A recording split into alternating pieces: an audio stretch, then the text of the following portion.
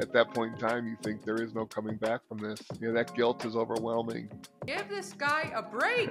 Like, I just, Yeah. like, someone stop. It was an internal decapitation. When you said, like, I wish I died, I wanted to die, I wanted to die, I'm like, yeah.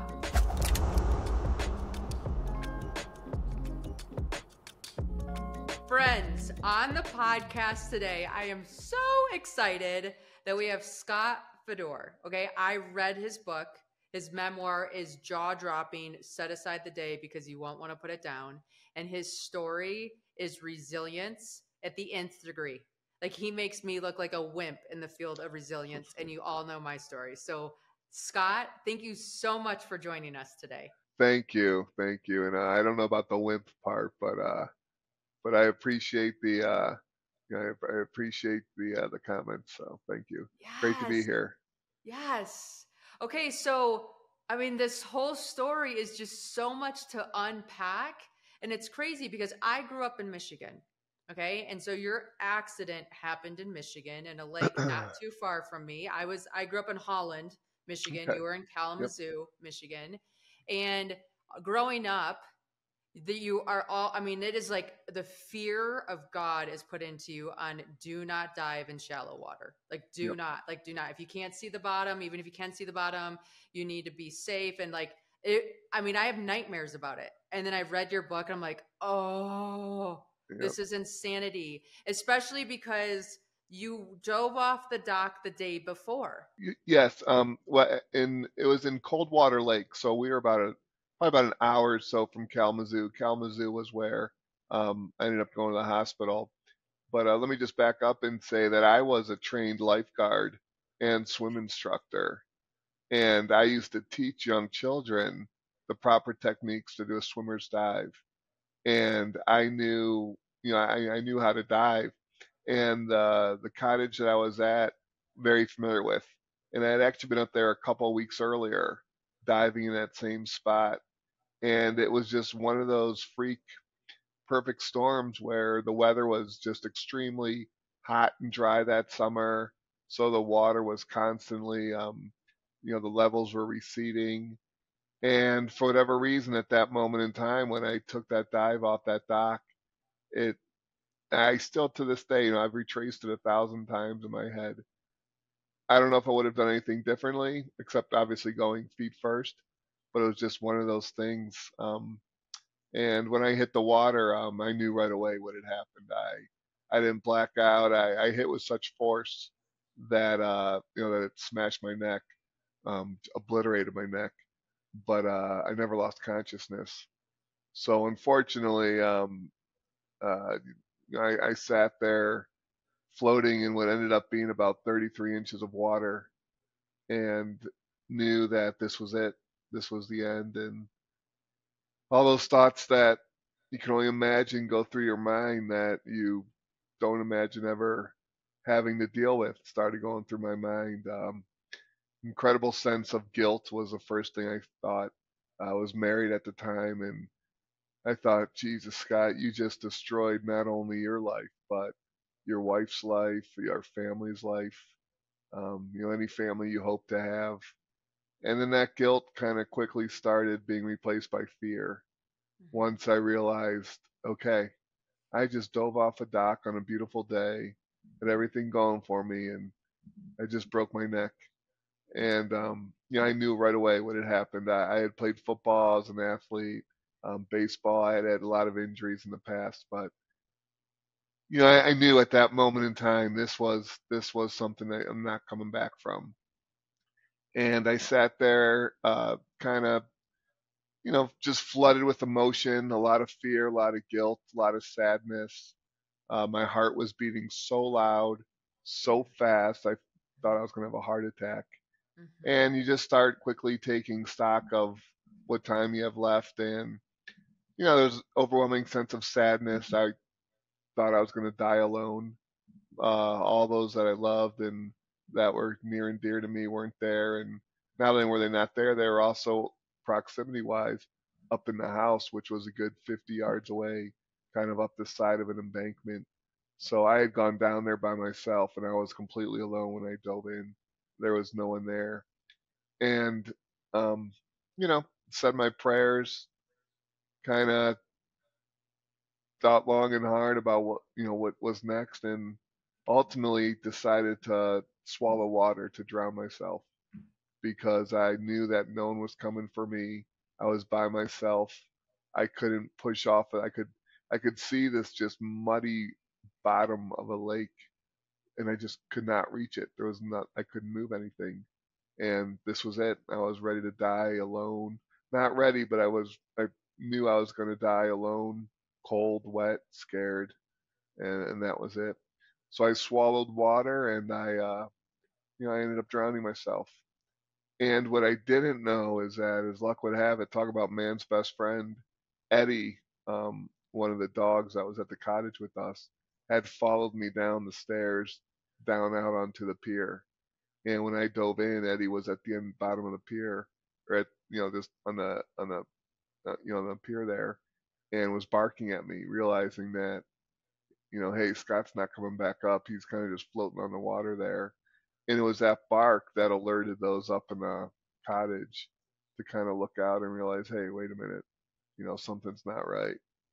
And then that's when they kind of came down. They got me. And no one had known what had happened. No one had seen me dive in. They had, some people had said they had heard it, but they didn't know my neck was broken. So they jumped in and they're jostling me around and pulling me out of the lake, pulling me up onto the pier. And then when he thought, okay, we got this guy out of the water now. Well, obviously, my heart had stopped. I had stopped breathing.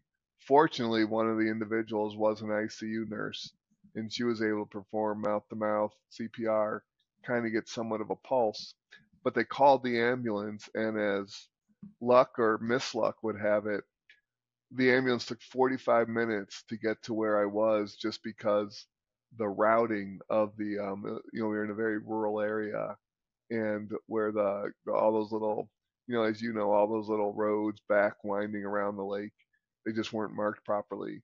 So it took 45 minutes. So fortunately for me, I had the right people there at that time who just kind of kept me hanging on until the ambulance got there, realized what had happened, and then at that point, as you mentioned earlier, I was life flighted up to Kalamazoo, Michigan. Yeah. It's like I can when you talk about that moment of guilt, right? When you first jump in, and I just remember when I watched the car hit the semi truck that I was in. And that moment of guilt Yep. is so real, right? You're sitting there thinking, "Wait a minute. I shouldn't have been like I should have been focusing on the like all the should haves, right? I should have been focusing on the road more. Why did I pay so much attention to the reservoir? Why was I driving so fast? Why was the car going so slow?" But in actuality, though, and the funny thing you got to deal with too is, you asked those questions, but you still weren't doing anything wrong. Right. And that's what kind of, That's I what's think that's, crazy. yeah, that's why the Right. guilt just, you can't wish it away, because even though you weren't doing anything wrong, that guilt is just still there. And It I think is. that's just like as when you're at that moment when you're facing your mortality, and you realize that this is it, and at that point in time you think there is no coming back from this. That Yeah. guilt is overwhelming. And I just remember it goes so fast, yet time dilates to Hmm. this so slow motion. And I just remember thinking, I was like, did I say I love you to everybody this morning? Yep. Was I nice to everybody that I interacted with before I got into this car Yep. accident? Well, like Yep. people, like it was just, I remember taking an inventory of everybody that was important to me and being like, when was the last time I called my mom? When was the Yep. last time I did these things? And it was crazy because it happens this fast, yet you have days worth of thoughts when you spread them out and say them. No, it really does slow down. And I went through that same litany of questions, just thinking, and it wasn't so much thinking when was the last time I did this, as much as I was on the other end of realizing I'm never going to do this again. I'm never going to be able to hug my mom again. I'm never going to be able to tell anyone I love them again.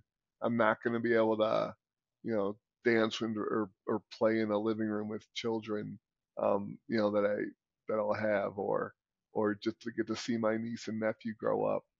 So everyone always talks about your life flashing before your eyes. For me, it was more of, the life I hadn't lived that Hmm. started flashing before my eyes.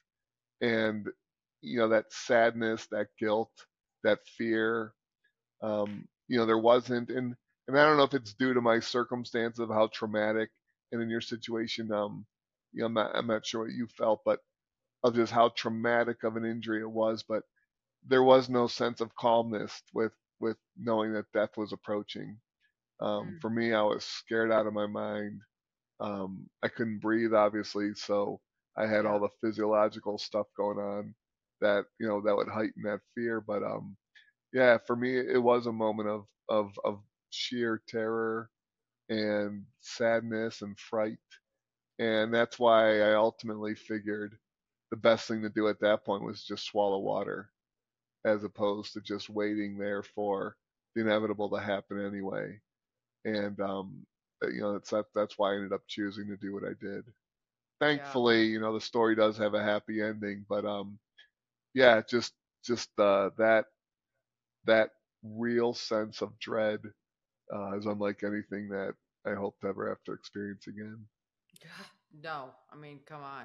Yeah, and I think like the big difference between your and my experience for sure is that you were in an environment that you couldn't breathe, right? So Yeah, I was in that's an environment where, like, the minute the accident happened, I just let go.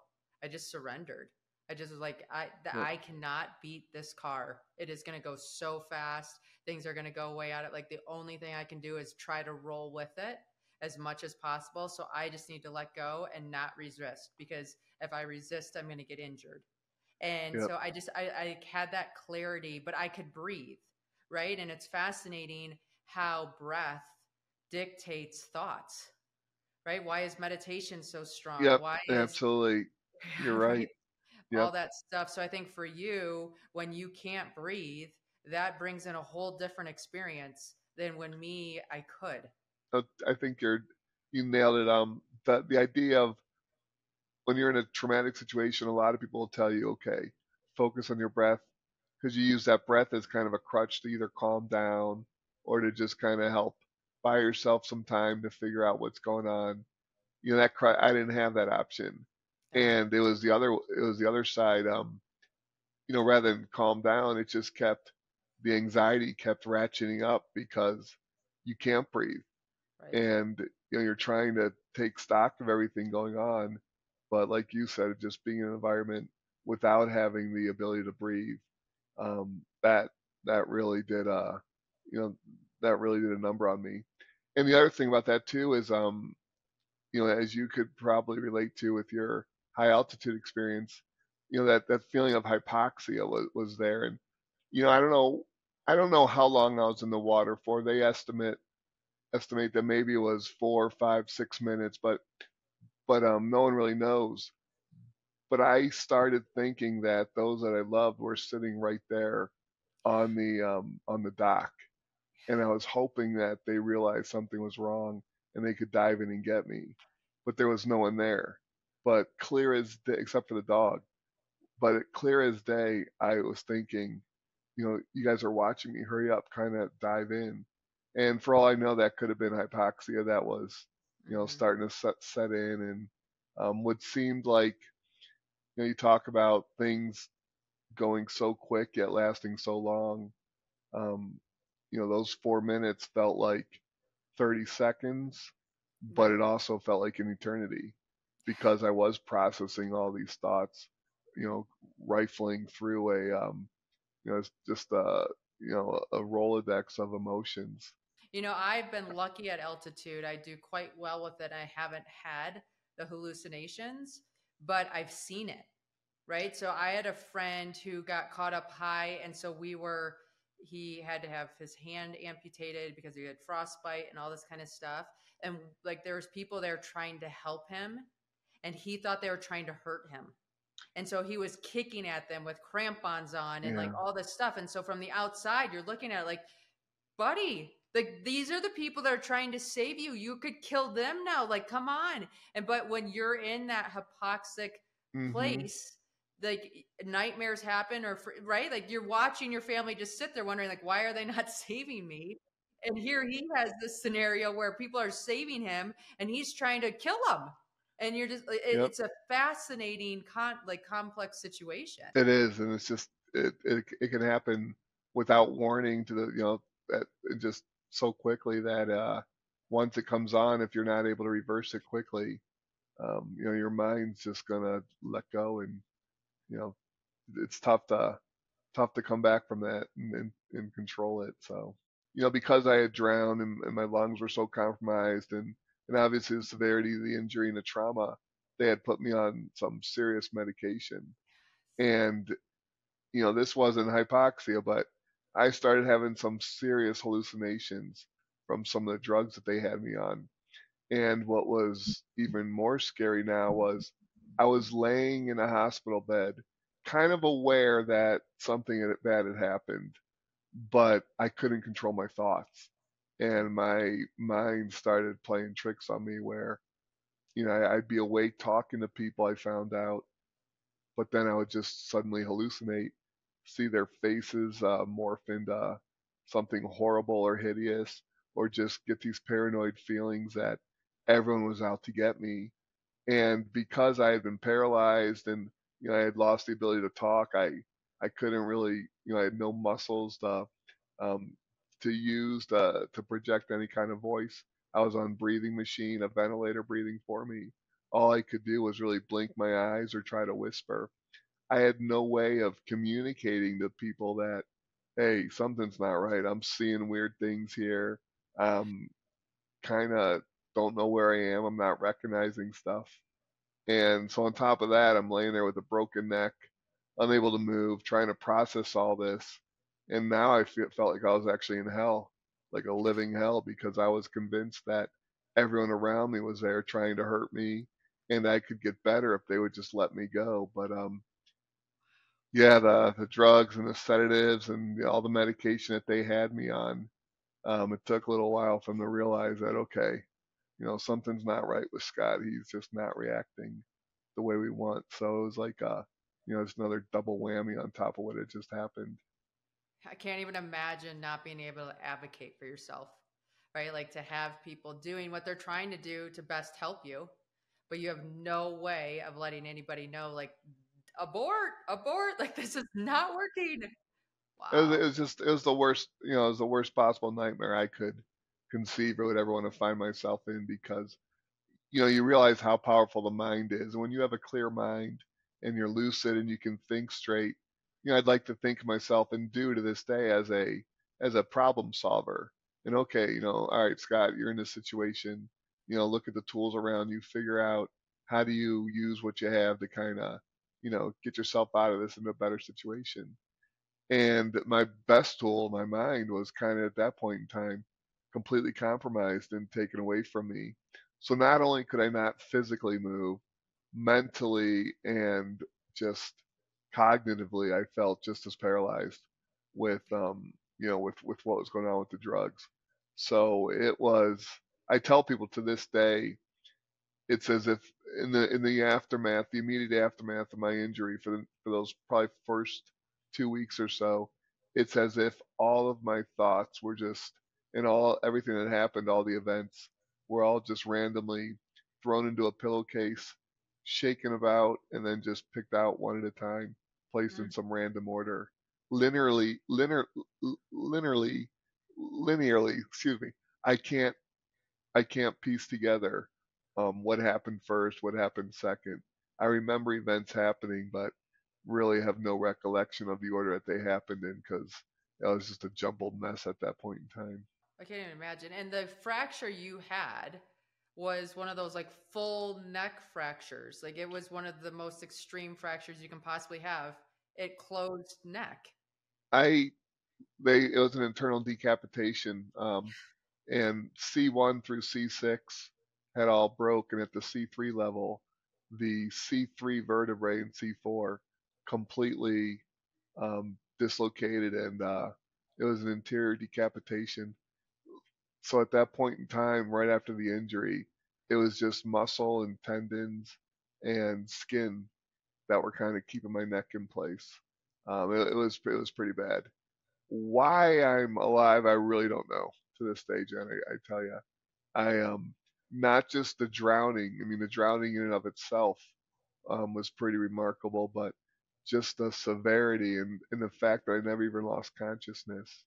How my body has survived, I don't know, but yeah, I mean, I can honestly say with some scientific fact, I was decapitated and fortunately was able to survive that. And the surgeon, it was a 12-hour surgery. He ended up telling my family that it was one of the worst injuries he had ever seen in his life.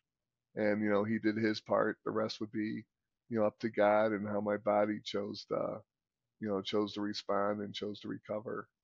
So it was pretty much had everything working against me. I And know. it's still remarkable when I tell it to this day, 14 and a half years later. Well, even still, because when I listened, like when I read the story, it's not like you were near death once. I mean, you dipped into that danger zone a few different times with things that were going Hmm. on with like having to aspirate your lungs and having Yep. this, that, and the other thing. I'm like, give this guy a break. Like, I just, Yep. like, someone stop. Where's this Yep. voodoo doll? And let's freaking find it. It was Well, that's exactly crazy. what I felt like with someone's voodoo doll. Just couldn't find out who was controlling it because, yeah, there were a few full codes there, and I even had a full code at one point about maybe 3 months post injury, when I had been moved back to a hospital in Cleveland for rehab, and had even coded again on some aspirating on some some stuff in my lungs. Yeah, I really felt like someone was that I had really upset the wrong person God. because I could not get a break. Yeah. And that was a challenge because uh, there was a point in time where doctor came to my bedside and had told me, okay, Scott, this is what happened. You broke your neck. You're never going to move again. You're never going to breathe on your own again. You're not going to be able to eat or swallow, and probably won't be able to get out of bed again. The rest of your life is just going to be about trying to be as comfortable as you can. And at that point in time in my life, I was 33 and I was a vice president working for a Fortune 100 company, was married, was living the dream life that I had always aspired to. And just like that, it was all gone. And now I have this so called expert telling me even worse what I have to look forward to. And what I didn't realize was in Michigan, there's the right to life law, where if you are of sound mind but are on artificially controlled um, means to keep you alive, you have you're allowed to be given that choice at that moment of at that first moment of impact, or those first couple of days when something happened, whether or not you want to continue to live. And I was given that choice. He came in, told me all this stuff, and then asked me, okay, do you want to live? And up until that point, while I was in a hospital again, I don't know if it was 3 days, 5 days, 7 days, whatever it was. All I kept praying to God was to die because I was having these horrible hallucinations. I realized, what I had done to my neck, my body, to my wife, to myself, to my potential future. And here I was in a way, this angel of death, if you want to call it, in the form of a doctor, now saying, okay, Now do here's you your want to wish. live? Yeah. Yep. And And for you some said, you reason, said you yeah, wanted to live. yep. And whether it was the Holy Spirit, whether it was, my inner spirit, whatever it was, it came right out. And with the loudest whisper I could muster, I was like, yes, I want to live. And You that know, was completely contrary to to every everything I law. had been thinking or would have been going on. So I chalked that up to God, saying, hey, I'm not done with you yet. I got some plans for you, Scott. You may not know it, but this is probably the worst thing that's going to happen to you, but you know, things are going to get better from here. Don't worry. But at that Yeah. point in time, consciously, I did not want to live, but subconsciously, there was something that won out, that won that battle at the moment. And um, looking back, obviously, thank God I said yes, but I still don't know how or why I said yes to this day. I'll tell you, when I was reading that section of the book, I remember pausing and thinking, like, when you said, like, I wish I died, I wanted to die, I wanted to die, I'm like, yeah, I totally get it. I would be there too. And then when the doctor asked and you're like, I want to live, I'm like, man, I don't know if I would have Yeah. made that choice. And I have 7 kids, Yeah. right? I don't know if I would have made the choice. Yes, I'm grateful to never have to have that experience. So, universe, I'm not calling it in. But I just remember reading it. I'm like, wow, that is one brave, courageous human. There was a gentleman down the road, or down the hall, who had been given that choice before they came into my room. So to set the scene, my family's outside in the hallway, and they realized, the doctor had told them, hey, we gotta, Scott has the right to be able to answer this question. So we're gonna go talk to him in a few minutes. And they saw the doctor go into this other room to ask a father whose children were there, and he chose to not want to live. And they saw everyone come out of that room crying, and later saw his body being moved out of that room. So my parents are thinking, oh my gosh, now they're going to go ask Scott. And I could have had anyone in the room. I said I just wanted my wife in the room. So they came in, and they had now had to watch the doctor kind of go from this situation right into my room to go give me that same exact choice.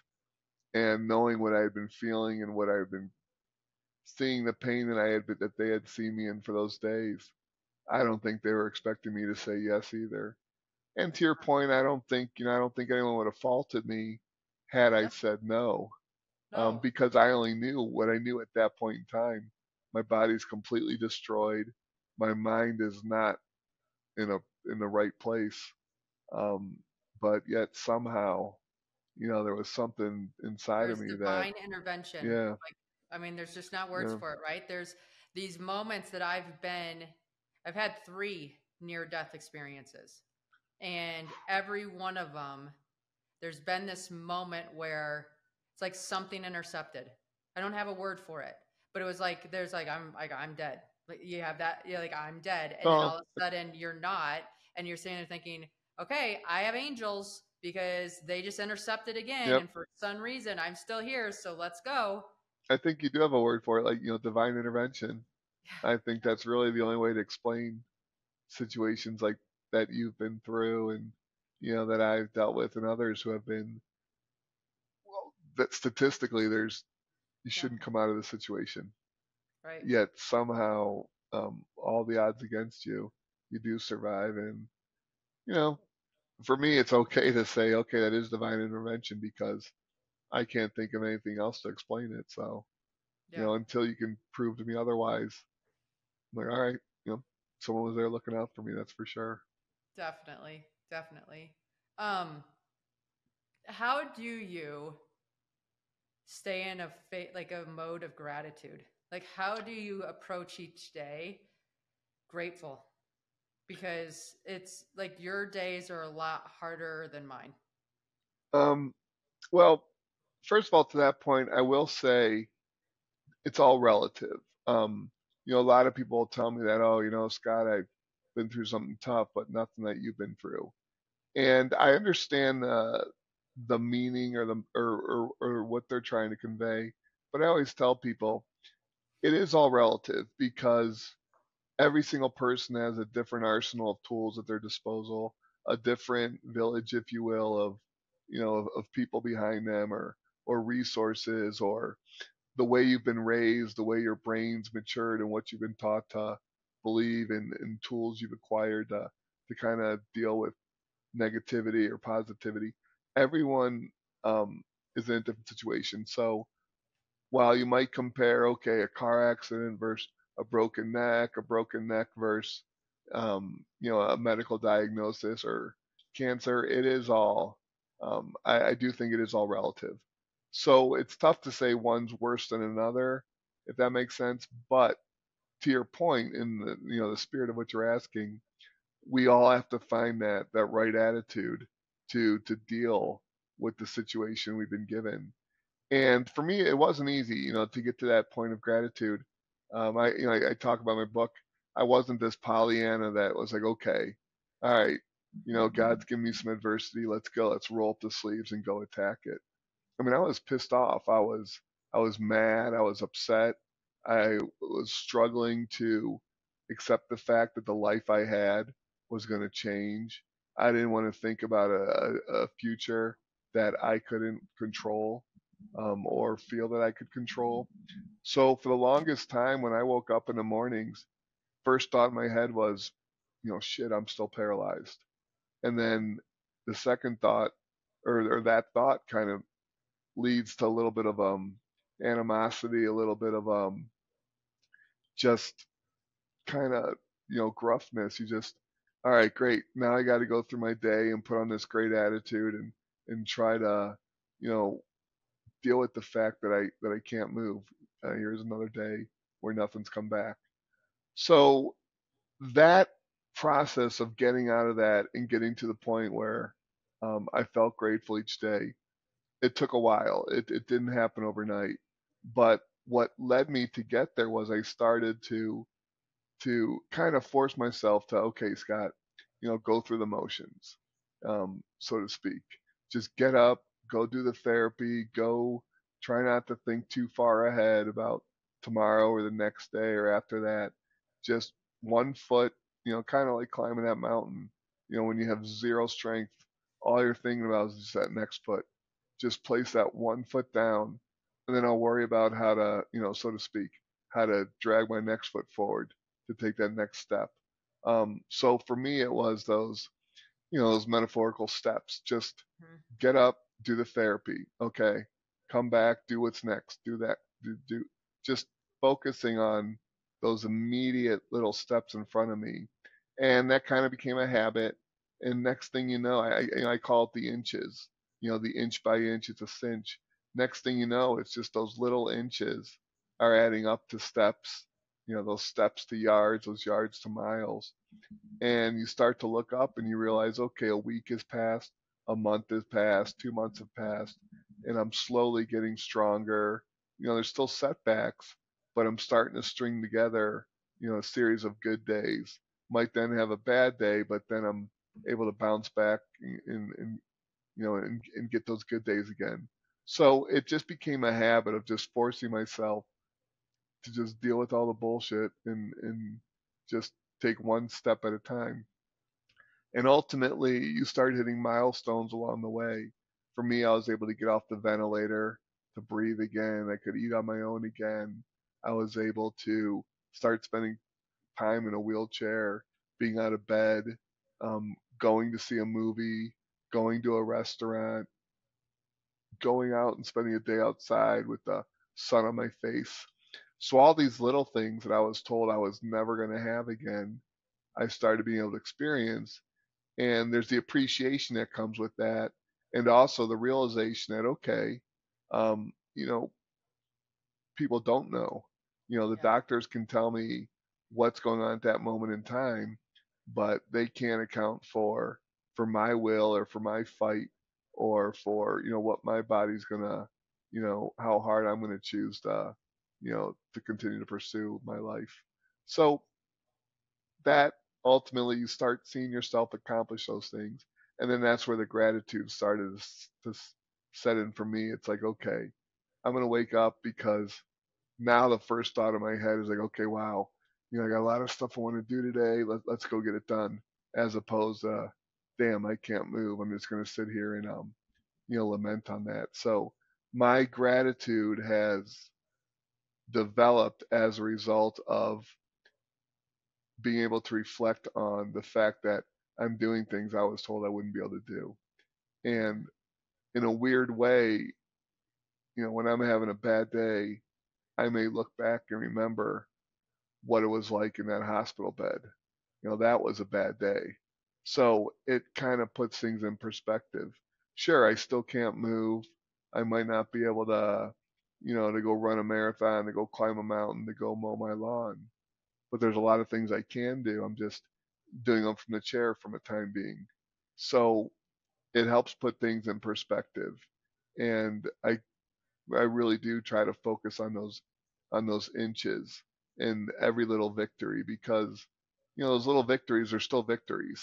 So you Yeah. just celebrate, even if it's a little victory, and next thing you know, it adds up into the culmination of all those little battles. They end up becoming much much bigger victories. So it didn't happen overnight, but it does happen. And that's the important thing to remember, is that I think we can all find something in our lives to be grateful for, no matter how awful the situation is, whether by our own choosing or just, by an act of God, whatever unfortunate adversity we find ourselves dealing with. There's a time to face that and deal with it, but there is a time to be grateful and to um, seek out the gratitude that is there. And a lot of times you don't have to look too far for it. It Mhm. is right there. You just have to be open to receiving it and realizing and in a way letting go and accepting, things are going to be different. Yeah. And that was another valuable lesson, is that acceptance does not mean giving up. And for the longest time, I think part of what held me back in a way was I didn't want to accept the fact that I was paralyzed, because my mind or my body might think, okay, well, if you accept it, you're no longer going to work to overcome that. And while I might not overcome or have overcome the physical definition of paralysis, I've certainly overcome the mental definition. I think that was more damaging to me.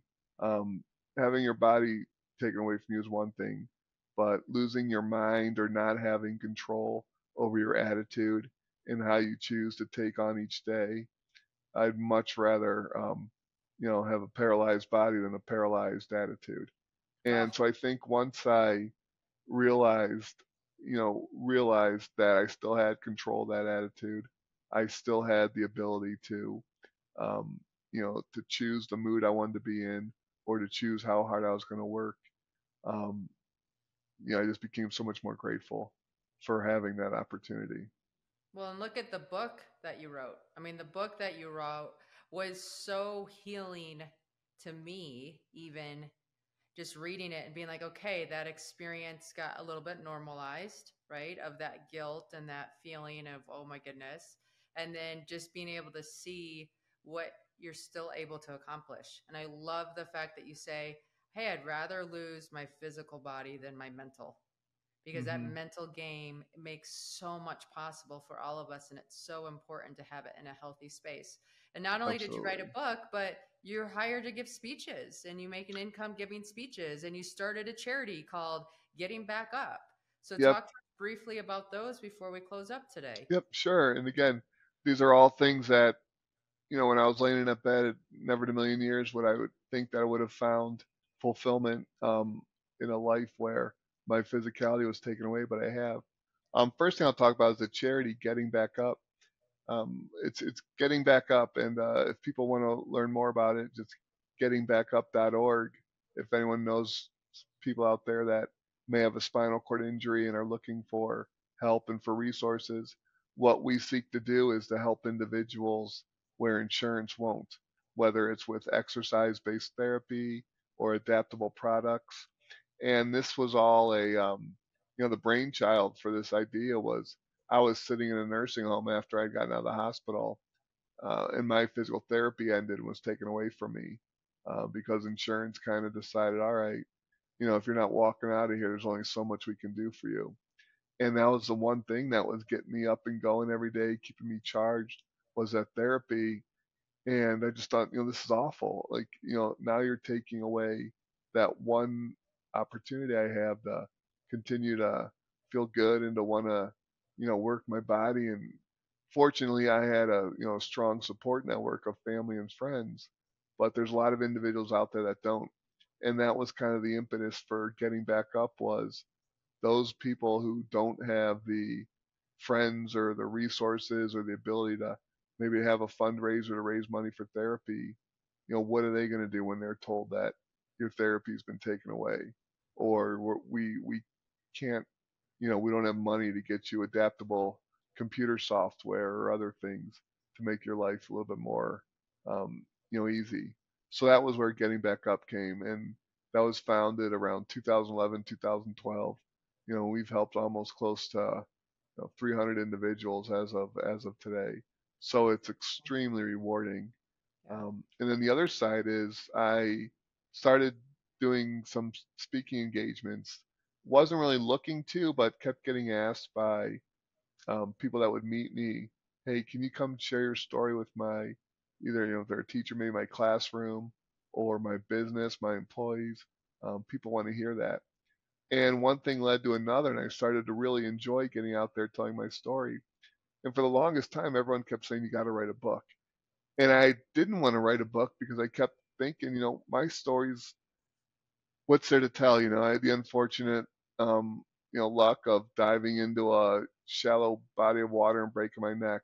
There's other people out there with much more exciting, more important stories to tell.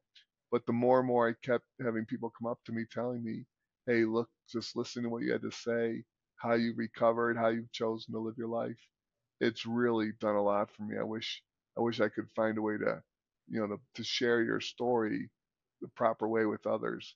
And that's kind of was the impetus that led me to write the book. And it was a successful book. It reached number one on a couple platforms, and it's out there. And I hope that those that do choose to pick it up and read it can really find something in it that they can apply to their life to help them through with. We don't have to break our neck to face adversity, as you know. Adversity comes in a lot of different ways and hats it wears. So hopefully they can find a way to deal with whatever their whatever challenges are in their life that they need to overcome. And it's been very rewarding, much more fulfilling path I'm on than I ever thought it would have been. So um, it's it really has been a godsend, so to speak. Yeah. Well, I'll tell you, I found your book. I fell in love with you. I fell in love with the story.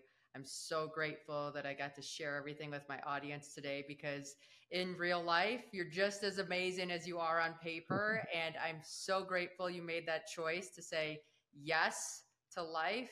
There's more here to give.